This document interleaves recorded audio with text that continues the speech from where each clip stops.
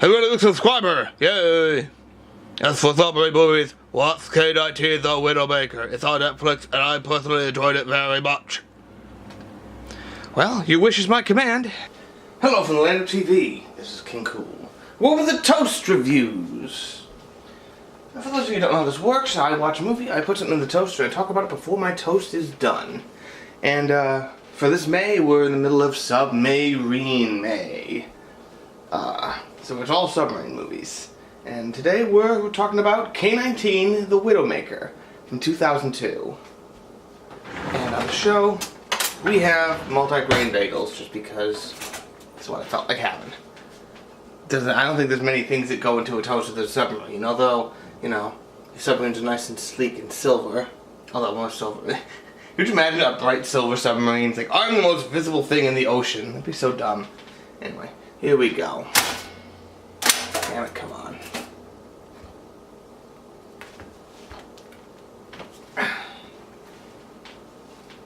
It's stuck to the...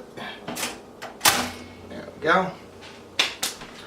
So, this is Harrison Ford and Liam Neeson are the two main people. Well, Liam Neeson had once captained the ship, but he was, I don't know if you'd say demoted, but someone else was placed as captain, so he became the executive officer. And they're on this old, ruggedy, you know,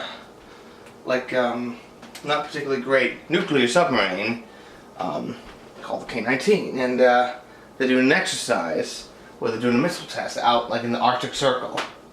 And that test goes pretty successfully, but then on the way, you know, when they're heading for their patrol route, one of the things leaks in the nuclear reactor. Like, if you don't know about nuclear reactors, they need water to stay cool, so that they don't overheat and go crazy. Although they do describe it in this movie as going, they don't use Chernobyl because this takes place in like the 60s. But they do mention how it would be like an explosion.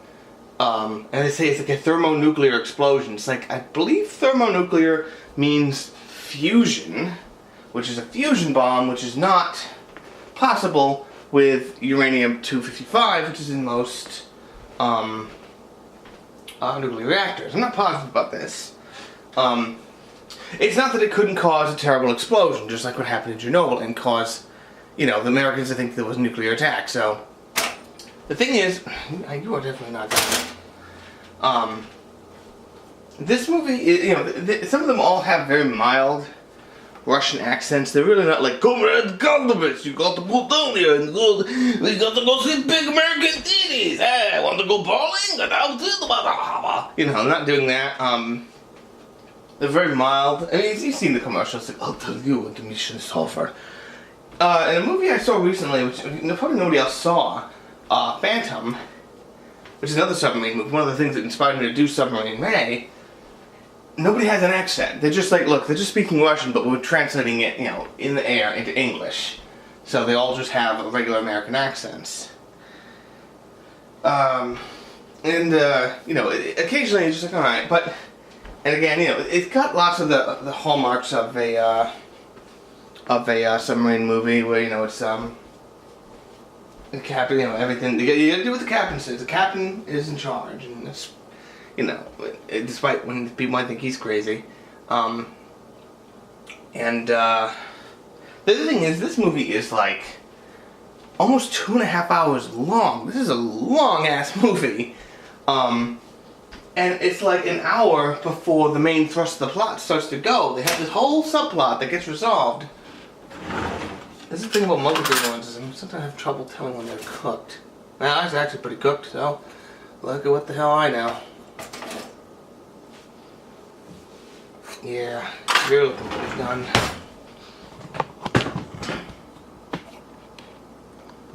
Extreme bagel close up. So, but at the end of the day, I actually did quite like this movie. It apparently didn't do that well, but which is a shame. But and it's a you know, a good, strong performance from Harrison Ford, and everyone involved, really. I don't know anyone else who's in it. Not off the top of my head, anyway. But you know, this is apparently based on actual events, which I hate that that phrase. Supposed to be based on a true story. Even that I don't really like.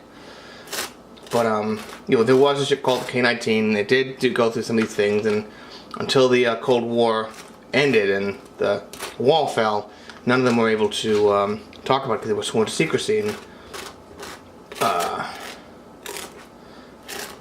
you know, but the scene, you know, the thing at the end of the movie when they're like, hey, this person did this. It talked about the crew of the K-19, the real crew. This happened, and then they didn't do this and this until it has that scene. But then there's a scene that follows that, and it's like, guys, like, come on, the movie's over. Like, we got a whole scene that follows it. It's a fine scene, but it's just like, man, like, this could have been cut down a little bit. I mean, like I said, I liked it, but anyone who doesn't like this kind of submarine movie is gonna get real restless, I think. Anyway, what's up next for submarine month? It's early. I'm not usually up this early. Excuse me. Well, that's for you guys to decide. Maybe I will do Hunting for October next week, but we shall see. Thank you for watching. This is Cool. Drive home safe. So many grains.